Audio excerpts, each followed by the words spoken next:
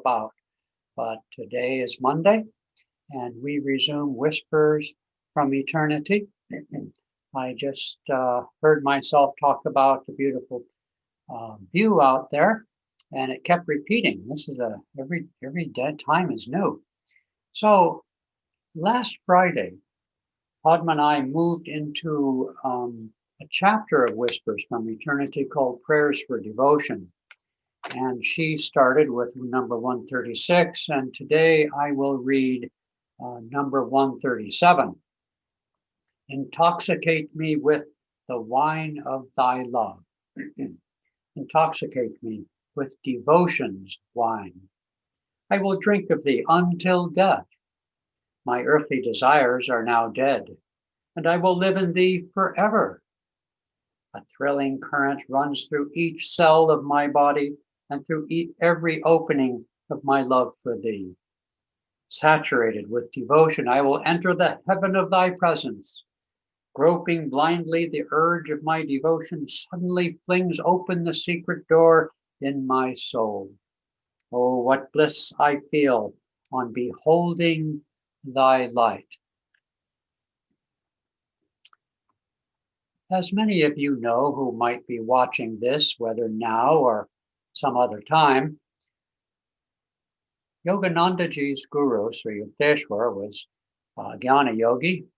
He spoke in cold, calculating, mathematical, spiritual terms, and yet we know that from the one book he wrote, he said, love, devotion to God is the first prerequisite to make any movement, any progress, rather, on the spiritual path. But love for God is something that is really a grace that we receive. Why? Because it's very difficult to love someone you've never met. You may intuitively feel that divine presence, certainly. And in that intuitive feeling of it, there comes a certain satisfaction, a contentment, a consolation, a joy, a bliss, love itself. And so that you can love because that you experience, and that is in fact the presence of God. Nonetheless, in our culture, speaking generally for many of us in the West or throughout the world who are like this, which is a characteristic of our age, feeling is somewhat hidden. Reason tends to be uppermost. The entire movement of the rise of empowerment to women is, at least from a spiritual perspective, humanity's greater than conscious awareness of the need to bring feeling into daily life, to bring feeling into decisions, political decisions, decisions in the corporate boardrooms, decisions on the factory floor, decisions at the water cooler in the office. We need to feel more than just be the robots we're building. Swami Kriyananda back when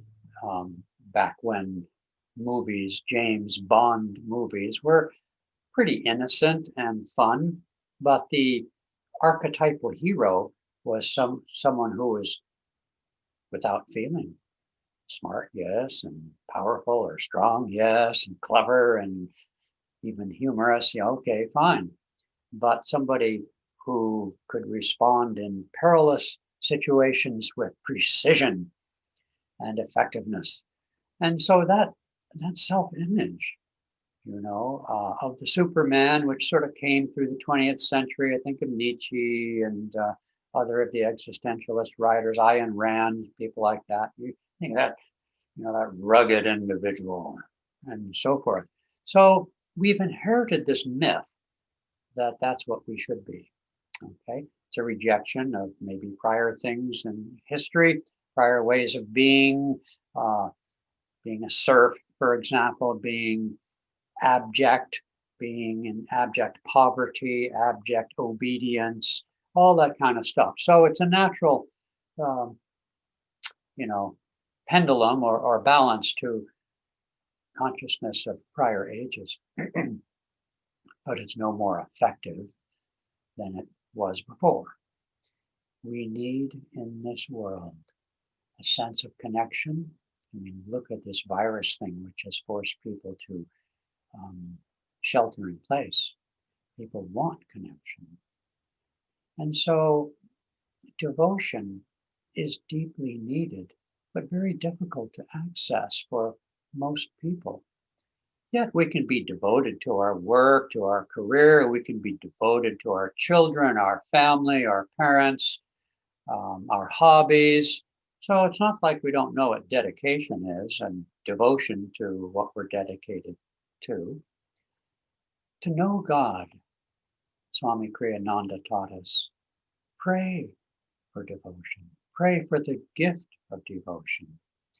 I want to segue into a lovely little book I recommend that Swami Kriyananda also recommended, Letters by a Modern Mystic by Frank Laubach. He was a missionary in the Philippines for part of his life. I think in the 30s, I don't necessarily remember all the details.